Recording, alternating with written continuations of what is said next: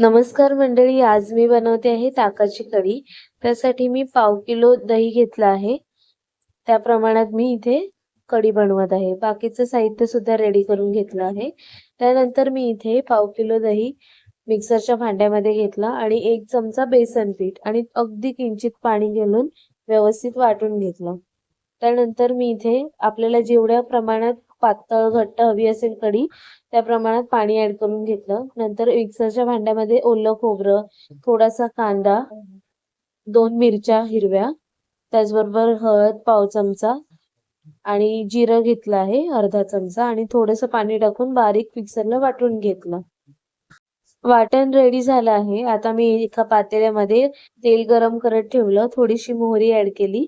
मोहरी तडतडली की थोडासा ठेचलेला लसूण, कढीपत्ता, हिरव्या मिरच्या आहे व्यवस्थित फोडणी आपल्याला भाजून घ्यायची आहे।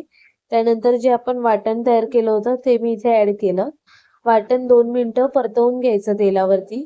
व्यवस्थित भाजलं वाटण सुद्धा की त्यामध्ये जे आपण दही वाटून ठेवलं होतं ते सुद्धा इथे ऍड केलं। चवीप्रमाणे मीठ ऍड केलं। दही जर का जास्त आंबट असेल तर किंचित साखर सुद्धा ऍड करू शकता तुम्ही।